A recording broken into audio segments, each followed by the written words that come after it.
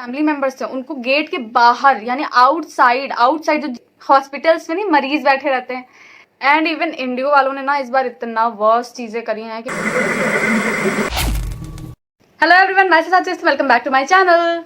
सो guys, आज मैं इस वीडियो में आप लोग के साथ शेयर करने वाली हूँ कि जब मैं इंटरव्यू देने गई थी तो उसके बाद सारी चीज़ें कैसे क्या थी एंड सारा ही आज मैं इस वीडियो में डिस्कस करने वाली हूँ। आप लोगों ने जस्ट मेरा अभी जल्दी का रिसेंट का ब्लॉग देखा, मैंने बहुत सारी चीज़ें शेयर करी थी, बट एक्चुअली में वहाँ अंदर क्या क्या हुआ वो सारी चीज़ें मैं आज इस वीडियो में शेयर करने वाली हूँ। एंड एचआर ने हमसे क्या क्या क्वेश्चंस किए वो सारे भी मैं आज इसमें शेयर करने वाली हूँ आप लोगों से। तो लास्ट तक वीडियो जरूर देखिएगा, क्योंकि जो डिटेल्स आज मैं आप लोग को देने वाली हूँ वो सारी डिटेल्स आप लोगों के लिए बहुत ज़्यादा काम आने वाली हैं जब आप इंटरव्यू देने जाएंगे then. So first of all 8 to 11 वहाँ की टाइमिंग थी। होटल था एम्पेरियो ऐसे करके कुछ उसका नाम था, जहाँ पे मंगल मार्केट लगती है लखनऊ में। जो लोग लखनऊ में रहते हैं उन्हें पता होगा।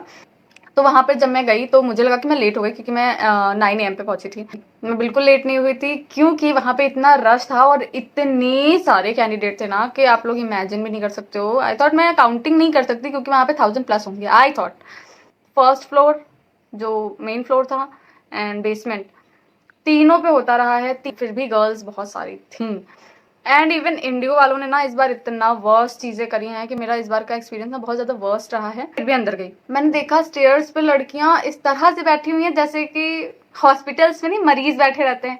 सीरियसली यार, literally I am shocked at that time, because ऐसे सब वहां पे सेटिंग हो रखी थी ना कि ऊपर से आफ्टर 5 मंथ अगर वो इंडिगो वाले इंटरव्यू कंडक्ट करा रहे हैं तो सोचना तो चाहिए था ना कि आफ्टर 5 मंथ अगर हो रहा है तो क्राउड ज्यादा रहेगा तो हमें अच्छी लोकेशन ही करनी चाहिए। अब इन्होंने एक बहुत ही कंजस्टेड छोटा सा होटल बुक कर दिया एंड वहां पर इंटरव्यू कंडक्ट कर रहे हैं, और लड़कियों के बैठने की सिटिंग की भी जगह नहीं। प्लस हम बेसमेंट में बैठे हुए थे, मैं तो बेसमेंट में ही थी, एसी भी ऑन नहीं था। 2 घंटे बिना एसी के हम लोग बेसमेंट में बैठे रहे, जिसके फैमिली मेंबर्स आए हुए थे।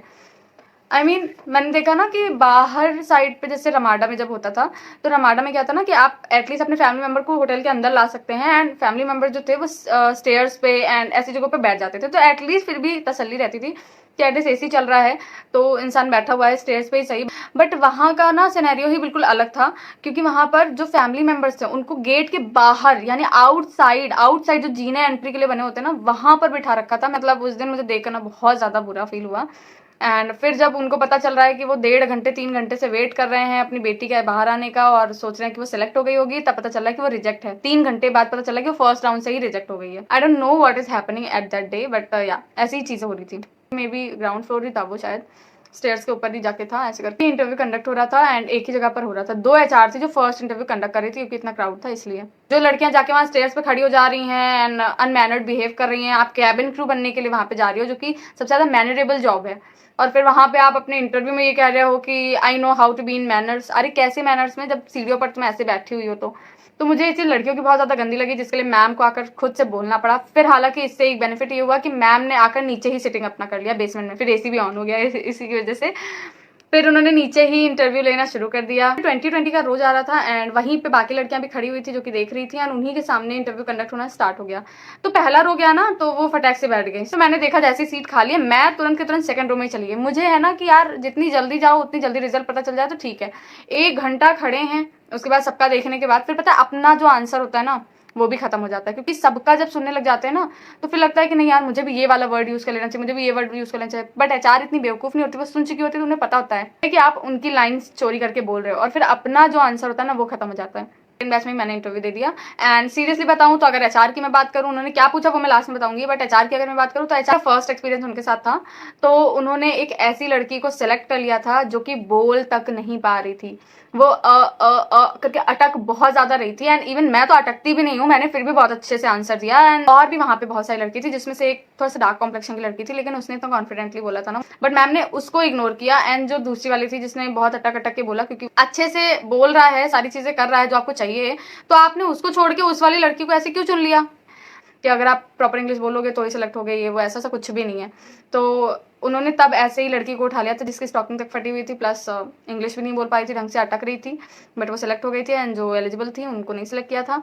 और अभी इस बार क्या हुआ कि मेरे बैच से मैं सीरियसली बताऊंगी तो फेयर हुआ था, क्योंकि 4 लड़कियां थी जिन्होंने बहुत कॉन्फिडेंटली बोला, उनकी वोकैबुलरीज बहुत अच्छी थी। इवन मैंने भी बोला, ऐसा नहीं है कि मैंने बहुत बुरा बोला, मैंने भी अच्छे से बोला, मैं फ्लो में बोल रही थी अच्छे से, बट जब एचआर ने मेरी तरफ आई कांटेक्ट किया ना, तो मैं वहाँ पे थोड़ा सा लड़खड़ा गई। मैंने एक वर्ड को 3 बार रिपीट कर दिया, थोड़ा सा नर्वसनेस की वजह से। जैसे एचआर ने मेरी तरफ देखा तो मैंने वहाँ पर ऑल्सो ऑल्सो ऑल्सो 3 बार रिपीट कर दिया, सिर्फ इसी वजह से। आई थिंक ये फंबल ही है ऑब्वियसली, तो इस वजह से भी मैं रिजेक्ट हुई। बट मैं रिजेक्ट हुई, मुझे उसका कोई भी गम नहीं है, एंड मुझे कोई फर्क नहीं पड़ता है कि अगर मैं रिजेक्ट हो रही हूँ, सिलेक्ट हो रही तो अच्छी बात है, नहीं हो रही हो तो मुझे कोई प्रॉब्लम नहीं है इससे। I know I am not that much eligible for this job because my English is not that much good.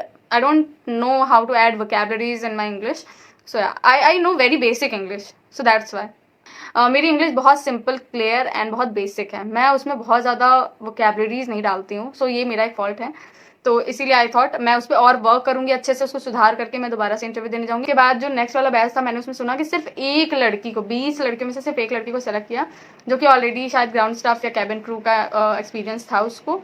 बाकी लड़कियों को सारियों को रिजेक्ट कर दिया। जैसे कि लड़की ने हिंदी बोला और वो सिलेक्ट हो गई। मैं मानती हूँ उसमें गट्स की बात है कि इतनी लड़कियों में सब इंग्लिश बोल रही है, वो हिंदी बोल दे रही है, उसमें इतना गट्स था तो वो सिलेक्ट हुई। लेकिन गट्स के तौर पर आप ऐसे ही किसी को नहीं ले सकते ना, वो फील्ड ऐसी है ना जहाँ इंग्लिश की जरूरत है। हम क्यों अपनी इंग्लिश पे वर्क कर रहे हैं, फिर हम क्यों इतनी मेहनत करें इंग्लिश सीखने के लिए? हम भी हिंदी में इंटरव्यू दे दें, हमें भी सिलेक्शन हो जाए। एंड अब मैं बताती हूँ कि वहाँ पे एचआर क्वेश्चंस क्या क्या कर रही थी।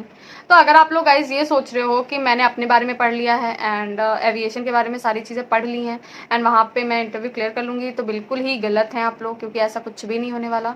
एचआर कुछ भी पूछ सकती हैं, ज़रूरी नहीं है कि वो आपसे एविएशन से रिलेटेड ही क्वेश्चंस करें। होता है, बिल्कुल होते हैं एविएशन से रिलेटेड क्वेश्चन, हाँ मोस्ट ऑफ द टाइम वही होते हैं, बट अलग से वर्चुअल राउंड में जो क्वेश्चंस होते हैं वो अलग होते हैं। यानी फर्स्ट राउंड में आपसे एविएशन से रिलेटेड क्वेश्चंस होंगे एंड वर्चुअल राउंड में अलग अलग क्वेश्चंस होते हैं, कुछ भी क्वेश्चंस हो सकते हैं। तो इस बार जो वर्चुअल राउंड में जो क्वेश्चंस हुए थे उसमें एक लड़की का मैंने सुना था, तो उसने ये बताया था कि उससे पूछा गया था कि आप लखनऊ के बारे में क्या जानती हैं, लखनऊ मैं ऐसे करके लखनऊ से रिलेटेड सवाल किया था, जो कि आउट ऑफ द सिलेबस था। मतलब कि आप अपने बारे में रेडी करोगे, एविएशन के बारे में रेडी करोगे, सिटी से रिलेटेड मैं जो जीडी टॉपिक्स देती रहती हूँ उससे रिलेटेड टॉपिक्स इसीलिए मैं देती रहती हूँ, क्योंकि देखिए वहाँ पे क्वेश्चन हुआ। मैं आप लोगों से सभी से जीडी टॉपिक के लिए बोलती रहती हूँ कि आप लोग रेडी कर लीजिए जीडी टॉपिक जो मैं शेयर करती हूँ। एंड वहाँ पे माई सिटी के बारे में ज़रूर पढ़िए, क्योंकि माई सिटी के बारे में भी पूछ सकती हैं वो, और उन्होंने क्या सुधार करना चाहती हैं। तो ऐसे करके उन्होंने क्वेश्चन किया था। ये वर्चुअल राउंड का क्वेश्चन है एक लड़की से। एंड उसके अलावा जो मेरे टाइम पे जो एचआर ने क्वेश्चन किया था, फर्स्ट राउंड में जो क्वेश्चन किया जो मुझसे पहले हुआ था, उसमें उन्होंने पूछा था कि कैबिन क्रू के क्या क्या काम होते हैं, रिस्पॉन्सिबिलिटीज़ क्या होती हैं। अभी ने कैबिन क्रू का काम बताया एंड रिस्पॉन्सिबिलिटीज समझाई। एंड उसके बाद मेरे टाइम पर पूछा था कि why do you want to become a cabin crew. उसके बाद थर्ड टाइम या फोर्थ टाइम में ऐसे पूछा था कि why should we hire you.